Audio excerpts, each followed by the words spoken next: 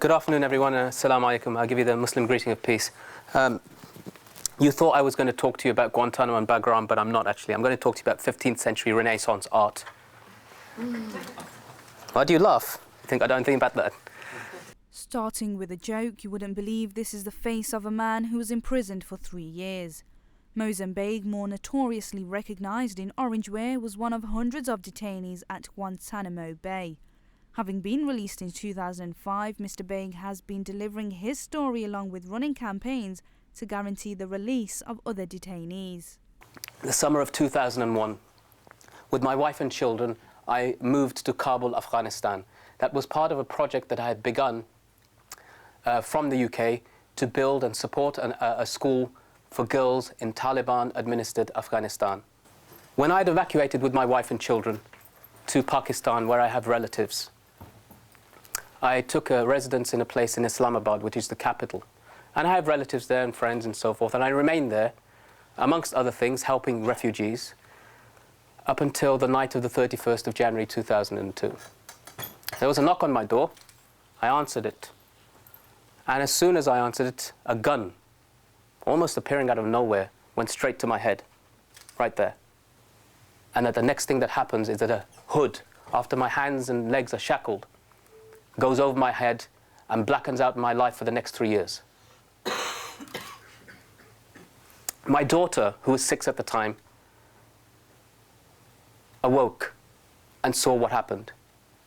I didn't know at the time that she awoke and saw what happened, but it has been with her for all these years. It has never left her. 3 years later, her father returned, but he couldn't recognize her. He didn't know what she looked like anymore. He didn't know what it's like to play with this child anymore. Well, during the Spanish Inquisition, they had a technique called tortura del agua. Tortura means torture, del agua is of the water. President Bush says that tortura del agua is not torture.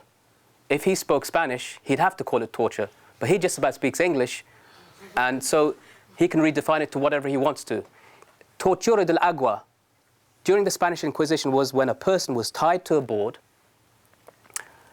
and their hands were tied, and their head was tied down, and their legs were tied, and water was poured over their face. Now, what happens when you go swimming and you get water up your nose? How long can you bear it for? 5 seconds, 2 seconds, 3? What about 2 minutes? What about 3? What about 5? What if I was to tell you there are people in Guantanamo who've been waterboarded over 100 times? 100 times. Imagine waterboarding, where your body says that it's drowning, but it's not even submerged. Cuba, which has been for the past 50 years the arch enemy of the United States of America, on its soil, as if to give a metaphorical slap in the face to that country, they instituted a place called Guantanamo Bay, which will go down in history as one of the blackest pages in the history of the United States of America. I'm telling you, my friends, that had it not been for hope, I'd have been a broken man. And I think everybody else in Guantanamo had been a broken man.